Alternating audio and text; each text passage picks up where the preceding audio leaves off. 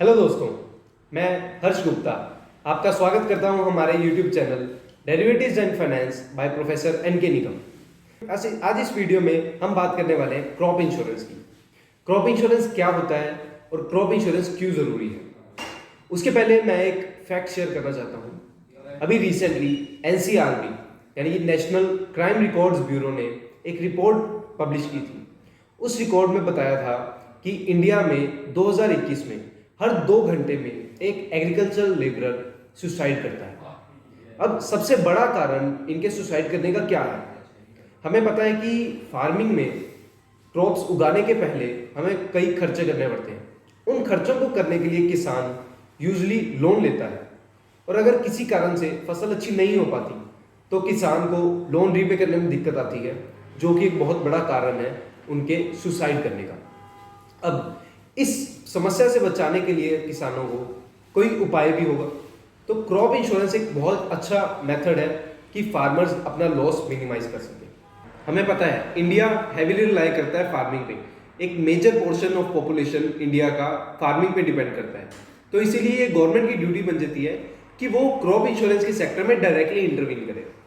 इसके लिए government time to time कई पॉलिसीज लेके आ रही है क्रॉप इंश्योरेंस के रिलेटेड। जो रिसेंटली पॉलिसी चल रही है वो है प्रधानमंत्री फसल बीमा योजना। प्रधानमंत्री फसल बीमा योजना 2016 में इंडिया के प्राइम मिनिस्टर श्री नरेंद्र मोदी द्वारा लॉन्च की गई थी। इस योजना का ऑब्जेक्टिव यही था कि वह फार्मर की इनकम को स्टेबलाइज कर सके और फार्मर के होने वाले नुकसान को बचा सके।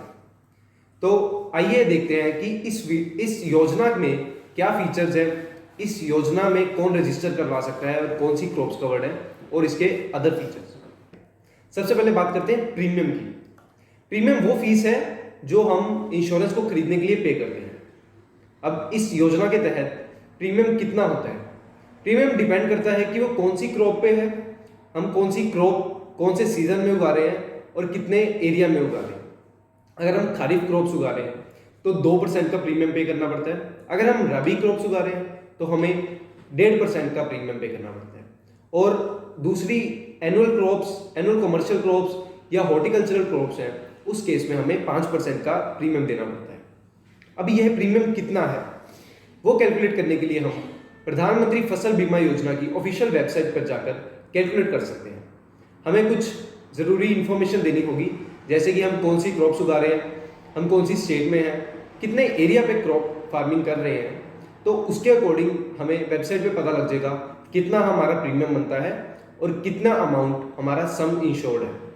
सम इंश्योर्ड वो अमाउंट है जो हमें लॉस होने की सिचुएशन में हमें हर्जाना मिलेगा। अब प्रीमियम पे करने की भी डेट है। खरीफ क्रॉप्स में डेट है 31 जुलाई और रबी क्रॉप्स के केस में प्रीमियम पे करने की लास्ट डेट है 31 दिसंबर। अब बात आती है कि कौन से फार्मर्स एलिजिबल हैं। कोई भी फार्मर, चाहे उन्होंने लोन लिया हुआ है या नहीं लिया हुआ, वह इस स्कीम में के तहत क्रॉप इंश्योरेंस लेने के लिए एलिजिबल है। और यह फार्मर की कंप्लीटली चॉइस है कि वह ये क्रॉप इंश्योरेंस करवाना चाहता है या नहीं करवाना चाहता। अब बात आती है कि कौन सी क्रॉप्स कवर्ड है। इस स्कीम में हर सारी क्रॉप्स कवर्ड है, चाहे वो ऑयल सीड्स क्रॉप्स हो, चाहे वो कमर्शियल क्रॉप्स हो या कोई भी अन्य तरह की क्रॉप्स हो, वह सब इंश्योरेंस के तहत कवर हो जाती है। अब बात आ गई कि कौन से रिस्क इस स्कीम में कवर्ड है। सबसे पहले प्रिवेंटिव सोइंग। सपोज हमें ऐसी क्रॉप उगा रहे हैं जिसको उगाने से पहले हमें कुछ फेवरेबल कंडीशन चाहिए, तो अगर इन केस वो फेवरेबल कंडीशन नहीं होती तो उस केस में भी इंश्योरेंस कंपनी हमें 25% तक का हर्जाना दे सकती है। दूसरा पॉइंट हो गया कि मिड सीजन, यानी कि अगर मिड सीजन में हमें हमारी फसल पे लोकस्ट अटैक हो गया, उस केस में भी 25% तक का हर्जाना मिल सकता है। और तीसरा रिस्क जो कि कवर्ड है वो है स्टैंडिंग क्रॉप्स का, यानी कि फसल हमने उगा दी है, उसके बाद अगर किसी तरह की नेचुरल कैलेमिटी आती है कि हेल स्टॉर्म आ गया, कोई फ्लड आ गया, उस केस में अगर हमारी फसल खराब हो जाती है, उस केस में भी हम इंश्योरेंस कंपनी से हर्जाना ले सकते हैं। और अगला रिस्क जो कि कवर्ड है वो है पोस्ट हार्वेस्ट लॉस। कई केसेस में क्या होता है, हमें फसल को काटने के बाद उसको कुछ दिन तक फील्ड पर रखना पड़ता है। अगर फसल हार्वेस्टिंग के 14 दिन के अंदर अंदर अगर हमारा कोई लॉस होता है तो वह भी इंश्योरेंस कंपनी रीपे करती है। और ध्यान रखिए कि यह स्कीम हर स्टेट में एप्लीकेबल नहीं है। कई स्टेट्स ने इस स्कीम को एप्लीकेबल नहीं किया हो।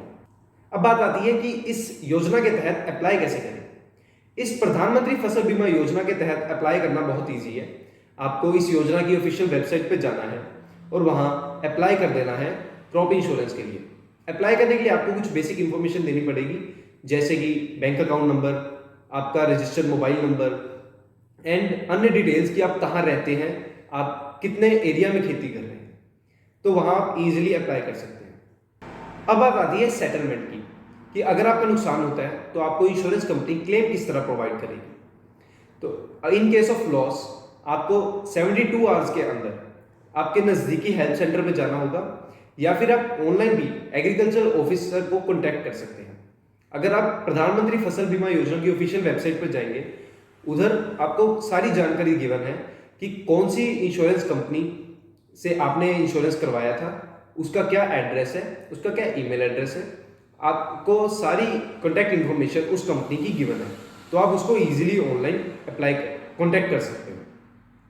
तो एक बार वेरिफिकेशन हो जाए कि आपका लॉस हुआ है, पर्याप्त जांच हो जाए, उसके बाद डायरेक्टली सम इंश्योर्ड की जो अमाउंट है वो आपके बैंक अकाउंट में आ जाए। इस प्रकार से आप इजीली क्लेम ले सकते हैं। धन्यवाद।